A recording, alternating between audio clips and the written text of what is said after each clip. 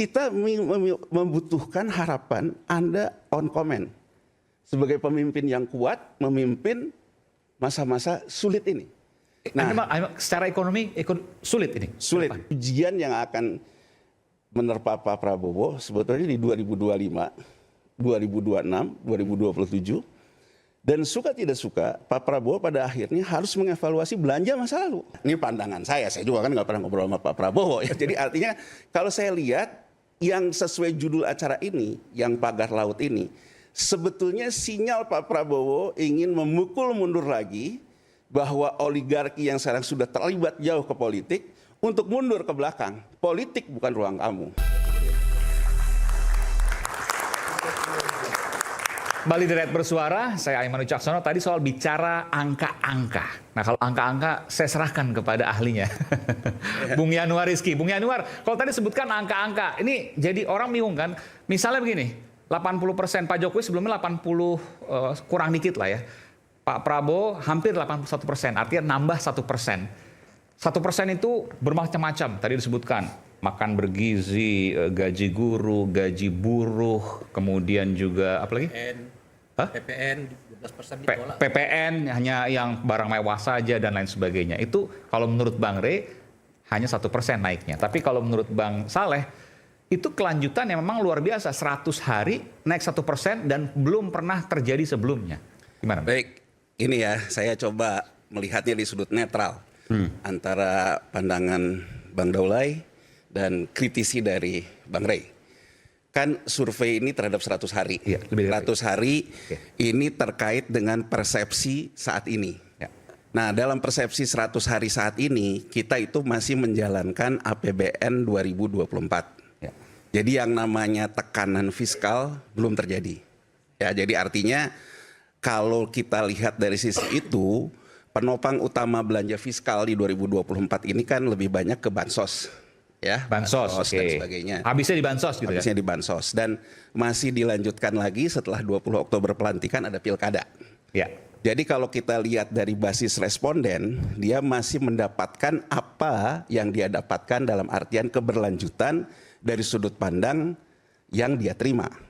Gitu ya. Maksudnya keberlanjutan dari Pak Jokowi? Ya, kan ini baru dari 20 Oktober sampai Desember ini gitu ya. Ada Pak Prabowo kasih pendapat ya, misalnya upah guru dan sebagainya. Tapi kan realita yang terjadi itu di masyarakat kan apa yang dia terima. Iya. Gitu loh. Basis surveinya, hasil pemilu dan sebagainya kan menunjukkan bahwa relevansi antara belanja sosial ya kan dengan kemenangan pemilu dan juga dengan survei ini masih berlanjut ya. Itu satu. Nah, apa yang dikritisi oleh Bang Rey ini, gini, kita harus lihat di samping kita ngelihat kondisi saat ini, kalau orang-orang kayak saya di dunia pasar keuangan, grafik hari ini kira-kira di depan ahead the curve-nya kayak apa? Itu yang tadi dikatakan, ada orang pemilu menang banyak, Bangladesh menang banyak, 6 bulan jatuh.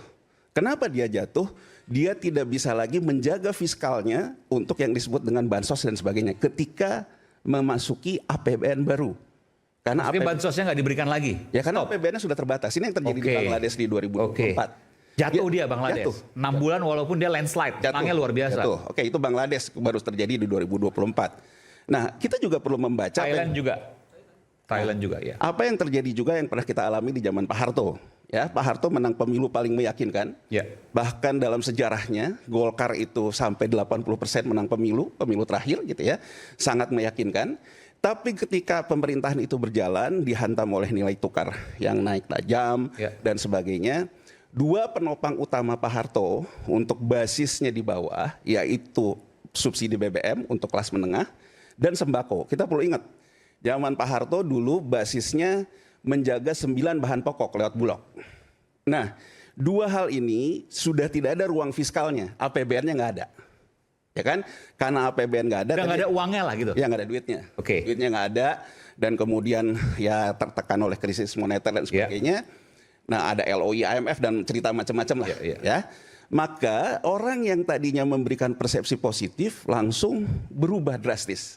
Terutama di basis yang di bawah yang memang kalau sepanjang saya dapat ya saya pilih Anda, kalau nggak dapat nggak pilih Anda. Oke. Ini juga yang bisa menjelaskan fenomena kenapa pemilu kita menjadi sangat mahal. Karena akhirnya realitanya seperti itu. Suara dibeli dengan apa yang saya terima. Dikasih terus ya dipilih, nggak dipilih. dikasih ditinggalin. Nah sekarang kita lihat terhadap sinyal ini dalam 100 hari pertama, ada nggak kesadaran Pak Prabowo? Ada, kalau saya lihat gitu ya. Ya. Pak Prabowo sendiri saya yakin kalau kita bicara di sini, ya mungkin dia akan bicara seperti tadi, kita bangga dinilai baik. Tapi saya yakin kalau dia dalam ruang yang sangat strategik di dia memahami ada ancaman besar juga di dia. Mau sampai kapan mengasih terus? Itu kan pertanyaan. Tuh, problemnya di 2025, Ya. 2026, 2027, belanja rutin kita naik karena hutang jatuh tempo kita naik tajam akibat dari COVID. Jadi Bang Aiman, kalau kita lihat hutang kita net kenaikan terbesar itu terjadi di 2020. Netnya. Jadi kan akumulasinya orang bilang sampai 8.000 dan sebagainya. 2020. Nah, hutang kita in average rata-rata jatuh tempo di 300, 400 setiap tahunnya, gitu ya. Yang kemudian Itu udah plus bunga belum? bukan hutang pokoknya dulu. Pokoknya oke. Pokoknya Belum dulu. bunga itu ya. Nah, Bu Sri Mulyani sebagai Menteri Keuangan kira-kira di Oktober atau November ya di Komisi 11 ya di DPR, dia bilang bahwa kita mengalami smooth landing. Dia bilang apa? Stabilitas sistem keuangan. Bapak dan Ibu sekalian di DPR, bisa kita search lah ya di berita ya. Bapak Ibu sekalian tidak pernah menyadari bahwa hutang jatuh tempo kita di 2024 kita revolving. Jadi artinya 400 itu ditukar oleh surat hutang baru Bang Aiman. Oke. Nah sekarang saya kembali Bentar. 400 ditukar dengan surat utang baru artinya gali lubang tutup lubang. gali lubang tutup lubang. Oke. Nah sekarang kita lihat di RAPBN 2025. Ya. RAPBN 2025 hutang jatuh temponya naik 2 kali lipat jadi 850 T. Ini akan berlanjut di 2026 850 T lagi. Terakhir di 2027 850 T. Nah, pendekatan anggaran kita cash basis. Jadi artinya berapa penerimaan, berapa belanja, sisanya dibayar oleh defisit hutang. Ya. Nah, belanjanya naik karena hutang. Jadi artinya ruang untuk belanja rutin yang dalam artian ekspansi fiskal harus ada yang mengalah. Ekspansi fiskal ini apa? Ya salah satunya soal bansos, belum Pak Prabowo nama MBG. Makanya tadi ada hukum yang dikatakan kalau tidak dikatakan ya jangan ditanyakan. IKN walaupun tidak dinyatakan tapi sebetulnya sudah ditinggalkan. Anda melihat bahwa IKN pasti akan ditinggalkan? Setidaknya di era APBN 2025 dia tidak akan pakai walaupun tidak diucapkan.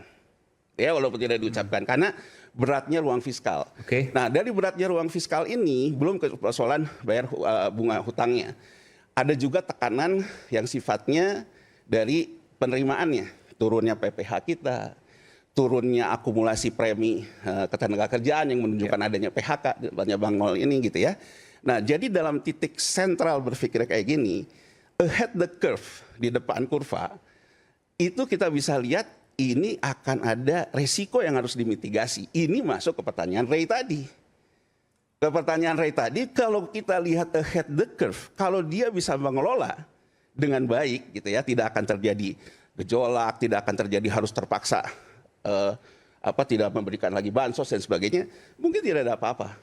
Tapi kalau misalnya dalam perjalanannya nanti ada sesuatu yang tidak bisa diberikan, itu akan memukul balik. Itu yang terjadi di Bangladesh. Maksudnya tidak bisa diberikan, bansosnya dikurangi dan lain sebagainya. Kurangi 2024, itu yang terjadi di 2024 di Bangladesh terjadi. Itu akan terjadi sesuatu. Di Pak Harto. Jadi membaca survei ini menurut saya kembali kepada satu prinsip dasar.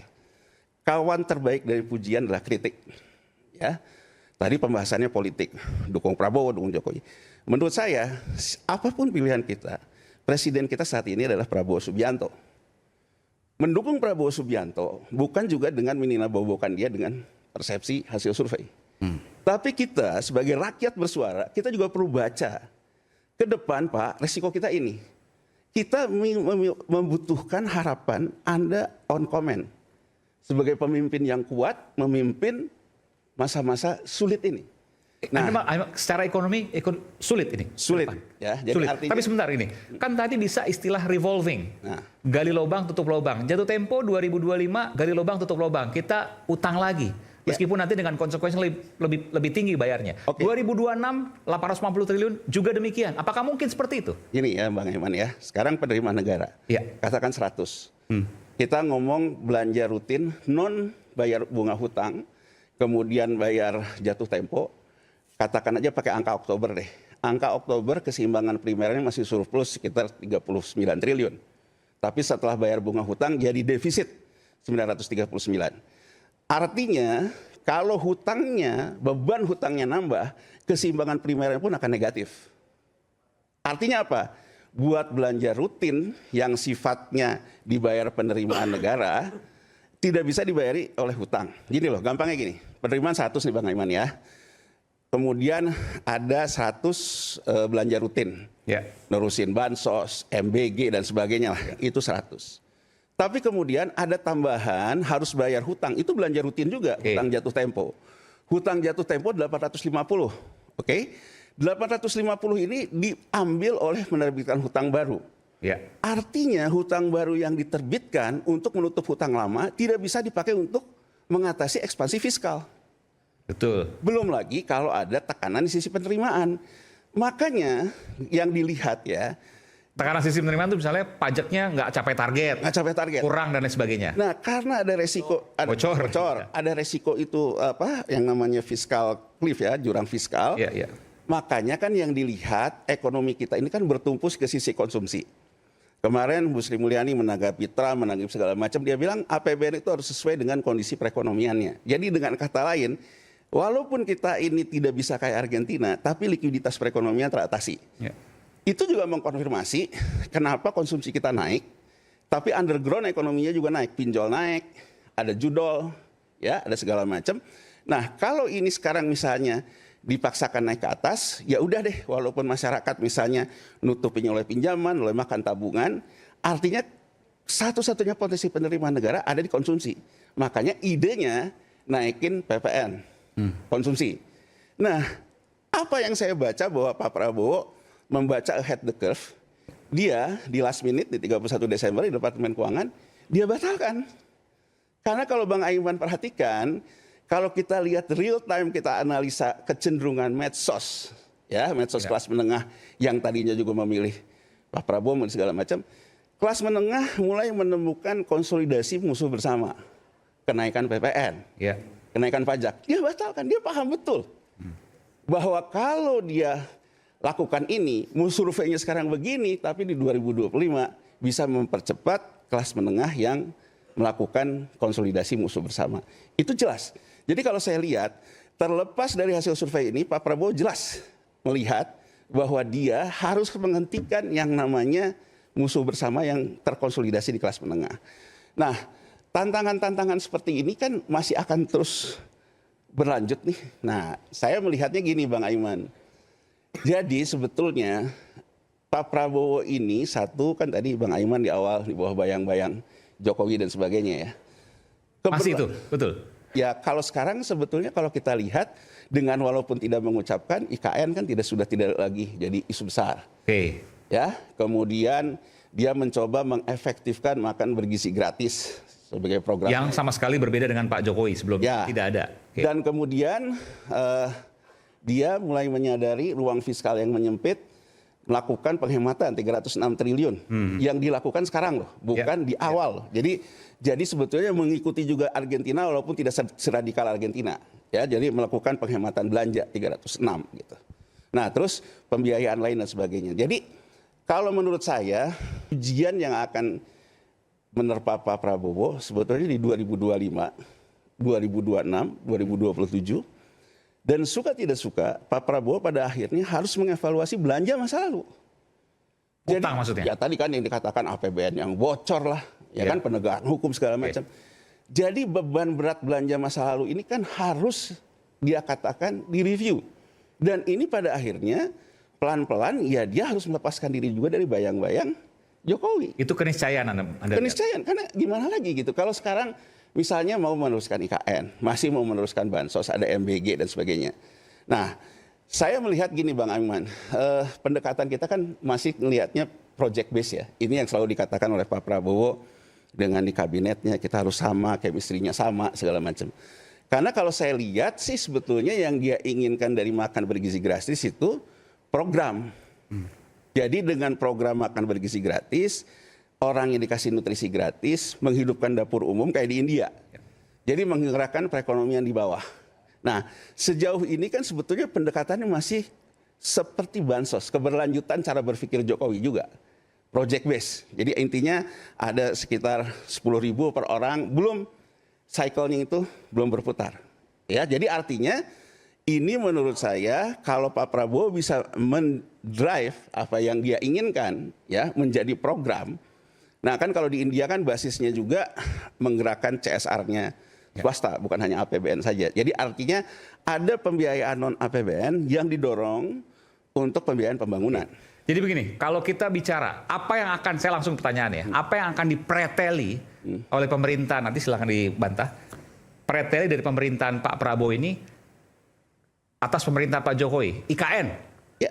satu. Jadi Yang kedua, kalau sinyalnya kemarin dengan IKN padahal Pak Prabowo akan menyampaikan 28 Pertama, tahun 2028 akan pindah ke sana. ya, jadi dua hal terkait IKN itu memang sebenarnya pertama sudah ada di dalam ketika pada saat itu era APBN 2025 yang sekarang sudah menjadi Undang-Undang APBN 2025. Nilainya adalah 15 triliun dan baru kurang lebih sekitar 1 minggu yang lalu otorita IKN itu sudah bertemu dan dipanggil langsung oleh Presiden dan sudah menyatakan komitmen bahwa IKN akan berlanjut dengan nilai total investasi itu sekitar 40 sampai 50 triliun sampai tahun 2029. Nah, yang perlu kita pahami Bang Aiman, memang struktur pendanaan itu tidak harus rigid selalu bersumber daripada APBN. Salah satu contoh yang ketika Presiden mengatakan kerjasama dengan swasta untuk pembiayaan infrastruktur, itu menunjukkan bahwa ini merupakan kerjasama di mana pembiayaan fiskal itu tidak melulu harus menggunakan Oke. Ini soal IKN misalnya dari ya. APBN. Oke, nanti saya. Nah, oke. Jadi nggak semua. Kalau tadi kan semua APBN. Ternyata nggak juga bisa kerjasama. Ya, memang. Jadi statement Pak Prabowo di Kadin Ya. itu sama persis dengan apa yang dilakukan oleh Soeharto tahun 80. Bahwa engine pertumbuhan program ekonomi negara dijalankan oleh swasta. Jadi kalau kita lihat tahun 80, disitulah sebetulnya awal munculnya orang bilang naga-naga sekarang. Awal munculnya juga para founding fathers HIPMI dan Kadin, gitu ya, yang artinya pengusaha politik. Sektor swasta lah. Sektor swasta. Nah, jadi kalau dilihat ke sana, ada program quick win-nya pemerintah di tahun 80 dilakukan oleh swasta dan BUMN. Ya. Nah, apa yang dikatakan Prabowo di Kadin itu seperti itu. Jadi dia seolah-olah dia ingin mengatakan bahwa Kadin ya kan memimpin lagi untuk sektor swastanya. Nah, ada satu hal sebetulnya yang dilaksanakan ketika dia membentuk kabinet dan sampai sekarang belum jalan. Ya. Pembiayaan pembangunan yang dikomandoi pemerintah tapi di luar APBN, yaitu Danantara, BP Investasi Danantara. Yang sementara ini ditunda dulu. Ditunda dulu. Oke. Ya, itu sebetulnya kalau Prabowo sekarang dengan ruang fiskal yang sempit yang dikatakan oleh Bung Rio Gerindra tadi, artinya BPI Danantara sebagai engine sekuritisasi non APBN harus segera direalisasikan. Karena sekuritisasi non APBN ini yang akan menjadi pasangan uang masuk dari sektor swasta. Nah, cuman pertanyaannya Bang Aiman gitu ya. Seberapa kuat Pak Prabowo memimpin orkestrasi oligarki? Kalau misalnya tahun 80, Pak Harto kan jelas. Ada Naga 9, ada HIPMI, ada Kadin.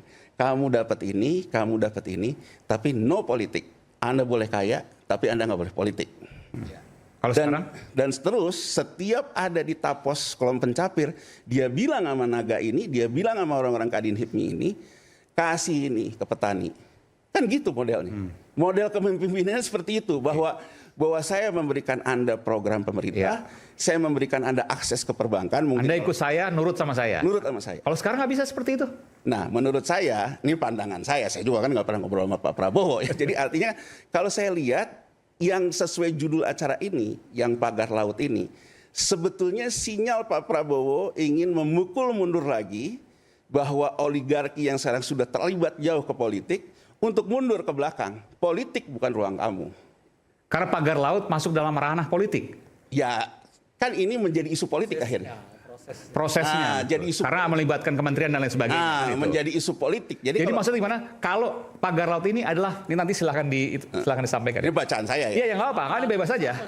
Jadi pagar laut ini adalah pesan Pak Prabowo untuk memukul mundur para swasta ini. Iya, ke belakang. Bahwa Anda hanya bisnis, berbisnis. Mungkin nggak dipertegas dulu swasta mana nih? Ya gini Ya kan? Bang. Swasta yang membantu selama ini ke Pak Jokowi. Iya, itu Itu maksud maksudnya. saya. Nih, gini ya. Jangan-jangan pada saat yang sama Pak Prabowo sedang membangun kelompok swasta yang lain. Oke. Kan sangat mungkin. Bang Aiman, terjadi. ini saya rasa ini sudah Kita sangat nanti akan berikan kesempatan. sangat berbahaya dan Nanti kita akan tendensius. berikan kesempatan kepada Bung Rio. Tapi nggak apa, biarkan rakyat bersuara dulu. Nanti saya akan berikan kesempatan pada Bung Rio, Bung Saleh, dan juga Bung Noel. Jadi gimana? Ya, oke. Nggak, ini kan ini analisa. Analisa kan bukan fakta, Ya. tapi bisa juga pemikiran. Silakan. Ya, gini Bang Rey. Bang Aiman ya. Pak Prabowo juga mengatakan yang soal korupsi itu diampuni asal uangnya kembali. Iya. Ya. Saya bacanya kan gini, ya. Coba lihat deh, kita ambil angka deh, ya. Sekarang yang pagar laut ini kan Agung Sedayu dan Salim Group membeli perusahaan yang sebetulnya bukan perusahaan properti, tapi dia perusahaan terbuka, go public di tahun 2021. Kemudian dia mengakuisisi banyak perusahaan yang punya aset tanah segala macam ini. Perusahaannya jadi besar. Coba kita lihat neraca Pani ini, ya, Pupuk Indah, Pantai Indah Kapuk 2 ini yang TBK. Kalau kita lihat ya, persediaan lahannya, bank land-nya di asetnya itu 34 T, ya. Modal di store-nya hanya sekitar 7 T. Leveraging-nya dari mana? 11 T, ada orang yang udah beli gambar, beli cerita, 11 triliun uang muka nasabah gitu ya. Kalau kita lihat lagi di aset, ada aktivanya itu dari tax amnesty. Jadi kurang lebih kalau kita baca, uang tax amnesty dimasukin tapi di leveraging kan sebesar itu. Nah, jadi kalau kita lihat seperti itu, menurut saya, Ya. Pak Prabowo melihat potensi itu. Dia melihat potensi orang, kan gini lah, kalau kita bicara sekarang siapa sih oligarki? Oligarkinya Pak Harto sama oligarki sekarang sama. Bedanya sekarang Sama, maksudnya? sama. Bedanya sekarang anaknya dulu bapaknya. Ya sama aja gitu, oligarkinya itu aja. Mau di HIPMI, mau di Kadin gitu ya. Ya. Dan kemudian mau yang naga itu sama itu. Jadi kalau menurut saya ada satu ide besar mungkin dari dia, ya. Dia ini Pak Prabowo maksudnya. Dari Pak Prabowo mungkin ya. Dan menurut saya kalau saya juga ditanya oleh Pak Prabowo, saya mungkin akan mengusulkan itu. Udah Pak, sekarang kita sisir aja. Berapa sih beban hutang kita yang 8.000 triliun ini? Iya. Yang bawaan dari masa lalu, obligasi rekap segala macam. Tax amnesty kayaknya kurang efektif. Udah kita kasih aja Danantara. Danantara terbitin, mereka masukin deh uangnya. Gitu kan, masukin uangnya untuk sekuritisasinya kemana? Ya jangan properti Bang Aiman. Ke daya kerja rakyat. Tidak ada negara besar yang kasih makan besar, even Pak Harto. Pak Harto tidak tahun 80 dia bisa melakukan itu. Sebelumnya apa? Quick win dia. Transmigrasi dan Tabanas. Jadi dia melakukan land reform, memindahkan orang, cetak sawah yang berhasil kalau sekarang keliling dari Sabang sampai Merauke, hanya bekas transmigrasi. Non-transmigrasi nggak ada yang berhasil. Jadi artinya saya melihat itikat itu ada. Dia bentuk juga Menteri Transmigrasi. Pak Prabowo menurut Anda udah on the right track. Ya, cuman sekarang ada beberapa Menteri Transmigrasi. Cuma nggak ada yang berani untuk ungkapkan aja kan? Ah ya. Kita kembali saat lagi.